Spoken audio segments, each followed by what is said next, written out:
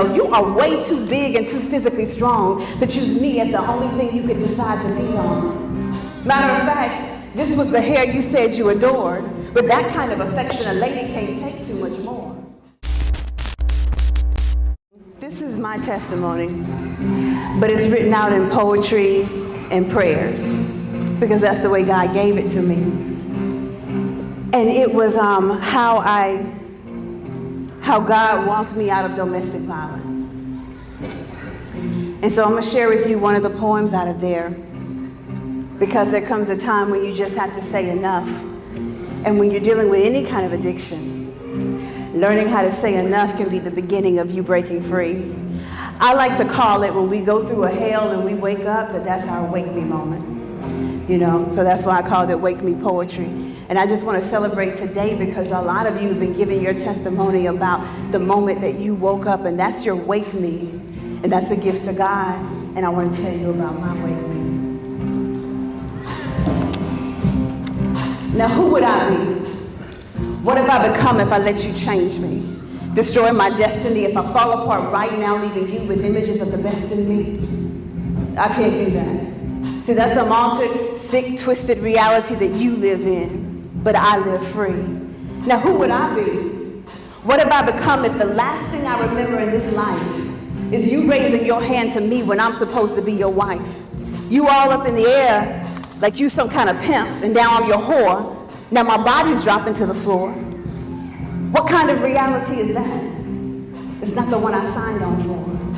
Now, who would I be? What have I become if I let you sling me around that room by my hair like you're some kind of caveman and I'm your common law female? You are way too big and too physically strong to choose me as the only thing you could decide to be on. Matter of fact, this was the hair you said you adored. With that kind of affection, a lady can't take too much more.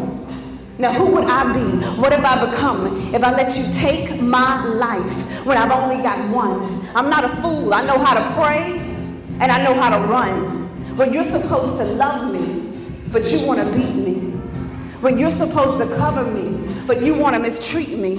When you're supposed to hold me, but you want to throw me over balconies and all kinds of crazy things. You should know me. I would never stay. To keep me, someone would have to die that day. Now, maybe I've said too much. Or maybe the real problem is women go through hell and back, and we just don't say, that's enough. That's enough.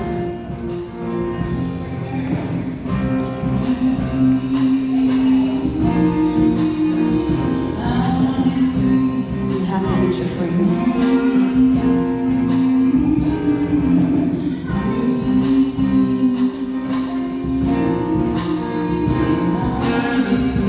Sometimes you have to fight for your freedom.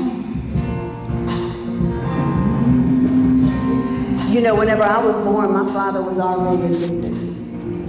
And today he's a man of God and he lives with victory probably 30 years. And because I got a chance to see him fight for his freedom, and because I come from a long line of women who fought for theirs, I realize now that it was kind of in my spiritual DNA to stand up when I needed to stand up.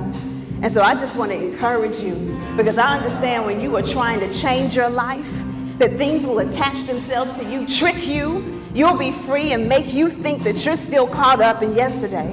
And I just want to remind you that God is bigger than everything that has ever tried to take you out.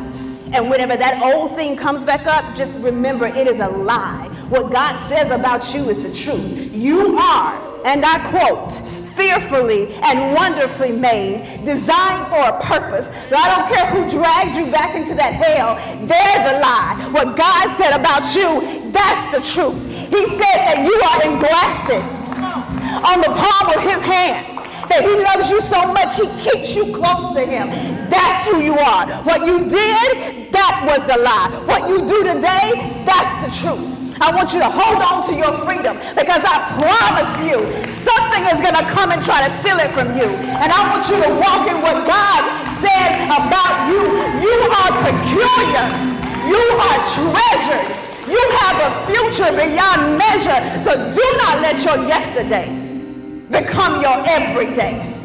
Right? Don't let that testimony become a test alive. right? Don't let the thing that caught you catch you again. And if it did, it does not have the right to keep you. I'm just telling you, the spirit of forgiveness comes from God. You can do it over again. All right? All right? This is your wake me moment. If you fell asleep, let's wake back up.